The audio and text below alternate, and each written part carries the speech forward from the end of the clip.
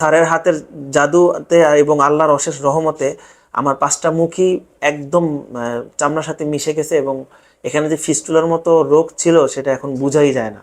আসসালামু আলাইকুম। আমার নাম মোহাম্মদ শরীফুল ইসলাম। আমি ঢাকার খিলগাঁওয়ে থাকি। আমার ছোটোখাটো আমি একটা ব্যবসা করি। আমার প্রফেশন যেটা এটাই। সমস্যাটা হচ্ছে গত 3 বছর আগে হবে, 2022 সালে মেবি, আমার প্রথম পায়খানা রাস্তার 2 থেকে 3 ইঞ্চি উপরে আমার একটা ছোট ফোঁড়ার মতো হয়।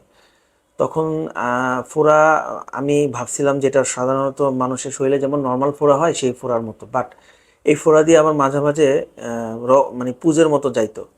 তো আমি অতটা জিনিসটা গুরুত্ব দেইনি, ভাবলাম যে এটা সম্ভবত নর্মাল কোনো ফোঁড়া, এটা ভালো হয়ে যাবে।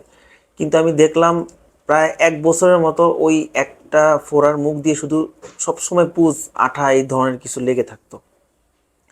তারপর আমি 2022 সালের অক্টোবর মাসে যখন আমি খুব দেখলাম যে এই ফোড়ার সাথে আরেকটা মুখ বের হয়েছে এরকম, তো তখন আমি খুব ভয় পেয়ে যাই। তো আমি যে কোনো ডক্টর ইরফান স্যারের ভিডিও দেখতাম, তো ওই পারপাসে আমি স্যারের খোঁজ পাওয়ার পর স্যারকে 2022 সালের অক্টোবর মাসে এসে আমার ইয়েটা দেখাই। তো স্যার দেখার সাথে সাথেই বলছে যে আপনার এটা জটিল ফিস্টুলা, এটা অপারেশন ছাড়া ভালো হবে না, তো অপারেশন করতে হবে। তো আমি স্বাভাবিকভাবে যখন আমার এই জ্বালা যন্ত্রণা খুব বেশি ভুগলাম, আমি ভাবলাম যে অপারেশন খুব একটা জটিল জিনিস। আমি নিজেই আমার কনফিডেন্স নিজের উপর নিতে না পেরে আমি কি করলাম, বাংলাদেশের ভালো ভালো বিখ্যাত হোমিওপ্যাথি যে ডক্টরগুলি আছে ওনাদের সাথে যোগাযোগ করে আমি অনেকের কাছে শুনলাম যে হোমিওপ্যাথিকে নাকি এই রোগগুলি ভালো হয়। তো যদিও এটা হয় না কখনো, আমি ভালো ভালো চিকিৎসকের কাছে গিয়ে হোমিওপ্যাথিক অনেক, প্রায় 2 বছর যাবৎ হোমিওপ্যাথিক খাই। কিন্তু আমি দেখলাম আমার ভালো হওয়ার চেয়ে আমার মুখ আরও বৃদ্ধি পেল। 2টা মুখ থেকে তখন 3টা, 4টা, এমনকি 5টা মুখ হয়ে গেল। যখন 2025 সালের প্রথম জানুয়ারি ফেব্রুয়ারির দিকে আমার এমন অবস্থা হইলো, আমি নিজে কোনো বসে নামাজও পড়তে পারতাম না, আমি আমার কর্মক্ষেত্রে আমি আমার কাজকর্ম করতে পারতাম না, এমনকি আমি যে জামা কাপড়গুলি পরতাম আমার রক্তপুষ দিয়ে পুরা জামাগুলি ভরে যেত। পরে আমি বাধ্য হয়ে মার্চ মার্চ বা এপ্রিলের দিকে স্যারকে এসে যখন দেখাই, স্যার তো বললো যে আপনার এটা আরও বেশি জটিল হয়ে গেছে, এটা এখনই যদি অপারেশন না করান তাহলে এটা আরও খারাপের দিকে যাবে। আমি যখন হোমিওপ্যাথিক ওষুধগুলি খাই, তখন আমি দেখলাম যে আমার মানে যে পরিমাণ, মানে কিউরের জন্য আমি এটা খাই তার চেয়ে আমার বেশি কষ্ট হইতো। ওইটা আরও দিন দিন আরও ফুলতে থাকে, এমনকি মানে ব্লাড পুজের পরিমাণ বেশি বৃদ্ধি পায়। অসহ্য এমন ব্যথা হইতো, আমি ব্যথায় এমনও মানে গেছে, ব্যথার ট্যাবলেট খেয়ে বা না পায় এক্সট্রা খেয়েও আমার মানে কোনো কাজ হতো না। তারপর দেখা গেছে আমি প্রায় প্রতিদিনই আমার গায়ে জ্বর থাকতো। ব্যথায় এমন ইনফেকশনের মতো মানে হয়ে গেছিলো পুজগুলি, যে আমি মানে সারাটা দিন আমার গায়ে জ্বরের মতো থাকতো। আমি যখন হোমিওপ্যাথিক ডাক্তার থেকে মানে বিফল হয়ে যখন আমি এদিক এদিক ঘোরাঘুরি করতে থাকি, তখন আমি মিরপুরের স্বনামধন্য একজন ডাক্তারের কাছে যাই, উনিও কোলোরেক্টাল সার্জন। তো উনি আমার এটা দেখা বলে আপনার এটা 2 বার 3 বার অপারেশন করা লাগতে পারে, আপনি ভালো হবেন কিনা এটার কোনো গ্যারান্টি নাই, না হওয়ার সম্ভাবনাই বেশি। আমার এটা কেটে সার্জারি করবে এবং গ্যাপ দিয়ে দিয়ে সম্ভবত 15 দিন, 20 দিন বা 1 মাস এরকম গ্যাপ দিয়ে আমার এটা করবে। প্লাস আমাকে উনি একটা এমআরআই দেয়। এমআরআই এমআরআই করার পরে উনি বলে যে এটা আপনার এটা অনেক বেশি জটিল ফিস্টুলা। 3-4 বার যে কেটে অপারেশন করবে উনি ওইখানে আমাকে কোনো গ্যারান্টি দেয় না, এবং আমার পরিবারের লোকজন ছিল ওইখানে, সবার সামনেই বলছে যে আপনারা একবারে যে ভালো হয়ে যাবে আপনাদের কোনো গ্যারান্টি নেই, আপনারা এই রোগীকে মানে এই চিন্তা করে আপনাদের অপারেশনে যেতে হবে। তারপর আমি একা একা খুব আপসেট হয়ে গেলাম, মানে একা একা মানে আমি খুব মানে মন খারাপ হয়ে গেল যে এটা কীভাবে সম্ভব বাংলাদেশে। এরকম জানাশোনার মধ্যে বড় ডাক্তারদের মধ্যে ইরফান স্যার আছে, আমি লাস্ট একটা আবার ওনার কাছে যেয়ে ট্রাই করে দেখি যে আমার লাস্ট ভরসাটা কি।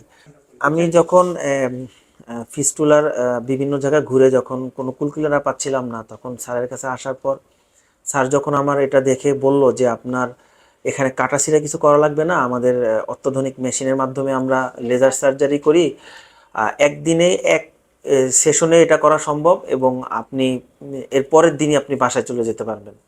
পরে স্যারের কথায় আমি খুব একটি মনের মধ্যে একটা আত্মবিশ্বাস কনফিডেন্স পাই এবং সাহস পাই। আমি চেম্বারে এসে আশেপাশে রুগীদের সাথে বসা অবস্থায় যে রুগীগুলি আছে ওনাদের সাথে কথা বললাম যে এখানে ফিডব্যাক কেমন, দেখলাম আলহামদুলিল্লাহ আমি নিজে নিজে একটা কনফিডেন্স পাইলাম।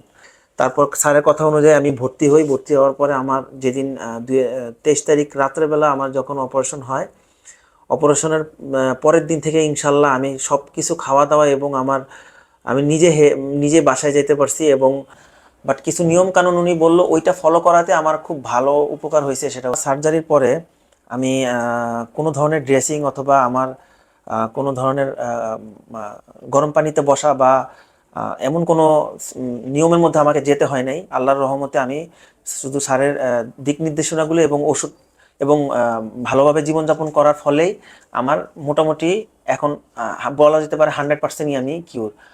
এটার জন্য এখানে লেজার সার্জারি করলে যে কোনো ধরনের ড্রেসিং করতে হয়, গরম পানিতে বসতে হয়, এই ধরনের কোনো সিস্টেম লাগে না। এবং বেড রেস্টও আল্লাহর রহমতে কোনো ধরনের বেড রেস্টও লাগে না।